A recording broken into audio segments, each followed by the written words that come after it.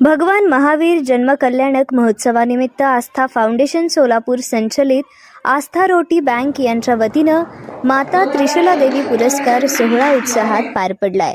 धार्मिक, सामाजिक आणि सेवाभावी क्षेत्रात उल्लेखनीय कार्य करणाऱ्या 21 कर्तृत्ववान मातांचा यावेळी सन्मान करण्यात आलाय।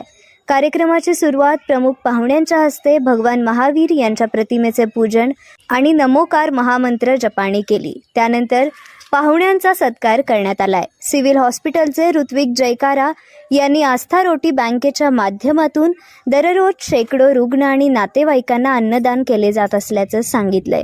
सरकारी वकील प्रदीप सिंग राजपूत यांनी जगा आणि जगू द्या हा भगवान महावीरांचा संदेश देत सर्व पुरस्कार विजेत्यांचे अभिनंदन केले।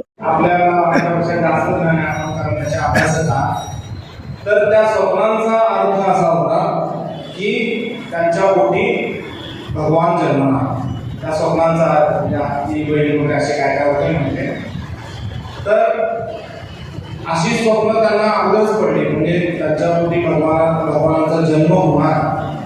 आणि माता त्रिशूला देवीचं वैशिष्ट्य म्हणजे मातृत्व असेल, पवित्रता असेल, याच्यामध्ये या जगामध्ये कोणीही त्यांचा हात धरू शकत नाही असे ते पवित्र त्यापणे भगवान होता असं आपण म्हणावं लागेल।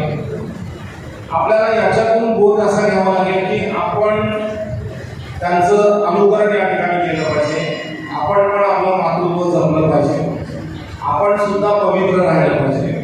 केवळ आपण राहून चालत नाही, तर आपण ज्यांच्या बरोबर राहतो, ज्यांच्याबरोबर बसतो, ज्यांच्याबरोबर उठतो, त्या देखील व्यक्ती कशा झाल्या पाहिजे याचा आपण प्रयत्न करणे गरजेचं आहे। आपण पवित्र आहे, पण आपलं उठणं बसणं जर अपवित्र लोकांबरोबर असेल तर तुम्ही सुद्धा अपवित्र म्हणून गणले जाल, असा आजकालचा समाजाचा नियम आहे। यानंतर प्रिया पाटील, सारिका कासार, डॉक्टर सारिका मेहता आदी 21 महिलांना ट्रॉफी, सन्मानपत्र आणि पुष्प देऊन गौरविण्यात आले।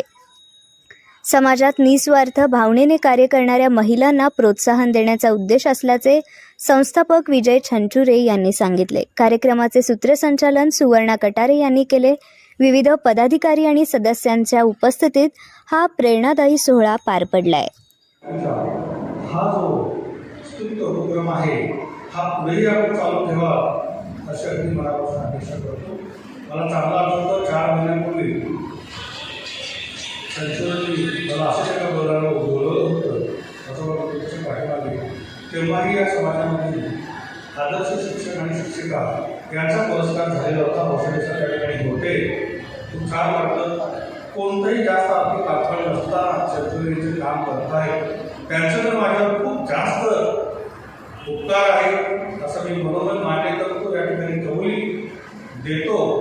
कारण माझे जे रुग्ण आहेत ते 3 जिल्ह्यातून 2 राज्यातील कुठे ॲडमिट असतात। जवळजवळ 700 ते 750 रुग्ण ठिकाणी ॲडमिट असतात। त्याचे 2-3 नातेवाईक जर तुम्ही एका वेळी पकडले तर 1,500 ते 2,000 रुग्ण त्या ठिकाणी रुग्ण नातेवाईक त्या ठिकाणी असतात।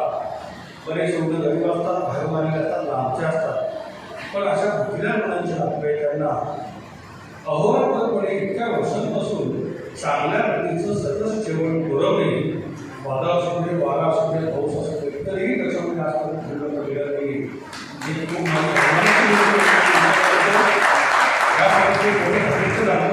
त्या ठिकाणी या ठिकाणी डेडिकेशन लागतं, समाजातली आत्मसमर्पण प्रेरणा लागते की ज्याच्याकडे आहे ते साधे आहे ते दिसायला नाही, पण ते जेव्हा जेव्हा मला फोन करतात मी त्यांना कधीच नकार देत नाही। तुमच्या संपूर्ण प्रोग्रामला प्रत्येक त्यांच्या प्रोग्राम मी येण्याचा प्रयत्न करतो।